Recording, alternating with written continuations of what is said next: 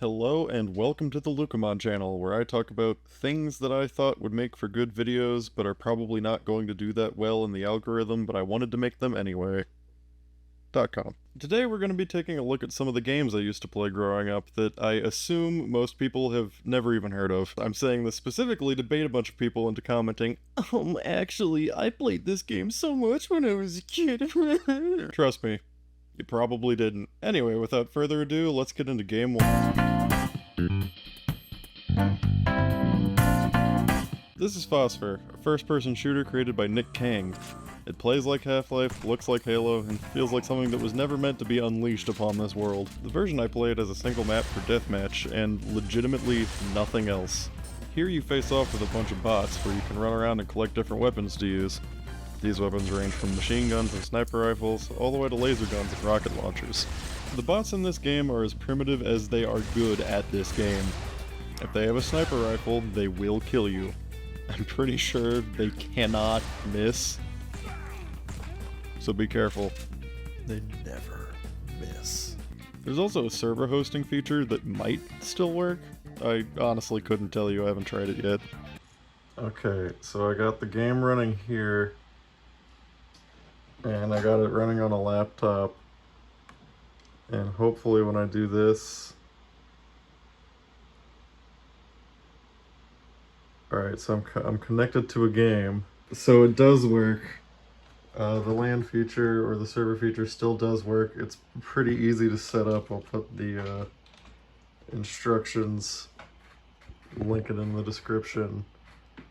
But yeah, like you can see my guy there looking around and I'm looking around over here. So yeah. Cool.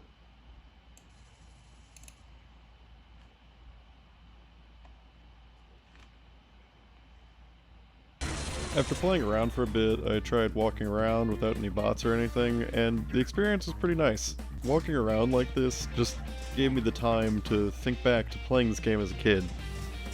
I used to have my dad come in and put in cheat codes to make the game easier for me, but when I tried them out they wouldn't work, so unfortunately I can't show you the zero gravity no clipping god mode gameplay that I remember. Overall, this game is a pretty good time waster, so if you and your friends want to try messing around with it, I've put the link in the description so you can see for yourself. Now on to game 2.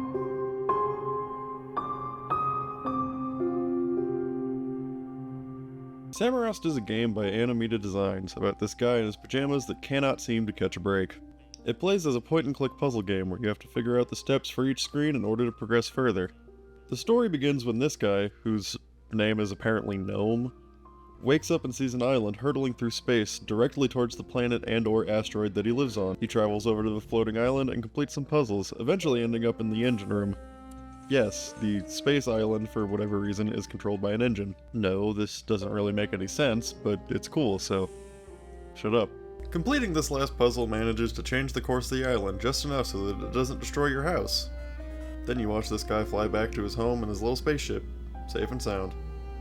The game itself only takes about 15 minutes to complete, less if you know what you're doing, but that's okay because we've got Samorost 2, baby, yeah! The second game raises the stakes.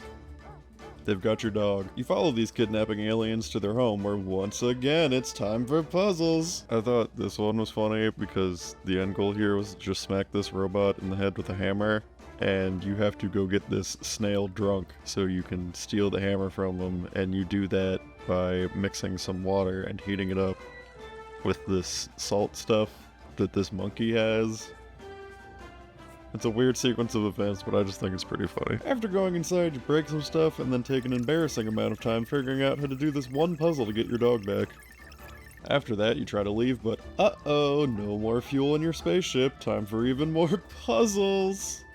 In these puzzles, we meet this guy again, and this guy, and these guys, and this guy too. Then we take an even longer amount of time trying to do this puzzle so that we can put fuel into this boat so that this guy will take us to home. Yes, this took me like 25 minutes to do. No, I'm not okay. Yes, this is the end of this segment. Overall, these games are some fun puzzle games, with an interesting art style and some cool puzzles that feel a little weird to solve, but most of them were pretty intuitive. The first game is free, and the other one is like $5 on Steam right now, so get them while you can. Also, there's a third game, but I never played that one, so we get to move on. Transition.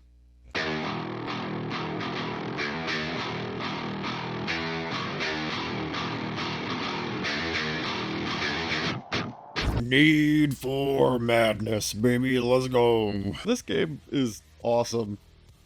That's it. This game is so much fun. The soundtrack, the cars, the whole vibe, dude. It's so much fun. It's a 3D racing game with a whole bunch of cars with names that only the early 2000s would think of, and the racetracks, they range from a functional course to actual hell, and I think that is amazing. The game was made by Omar Whaley through his company Radical Play. Now, a racing game is cool, don't get me wrong. I am a Mario Kart professional. But where this game really stands out is in vehicular combat. There are two ways to win a race in this game. You either complete all the laps first, or you make sure that no one else that can do it at all. That's right, you could straight up just blow up the competition by ramming into them enough times, which, if done right, will win you the game. I played this game so much as a kid. I loved it, my dad loved it, we both sucked at it. It was awesome. The game is free to download still on the Radical Play website, and has both Need for Madness 1 and 2 built into a single package.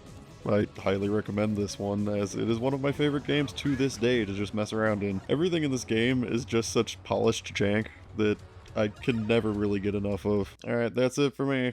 Roll the outro.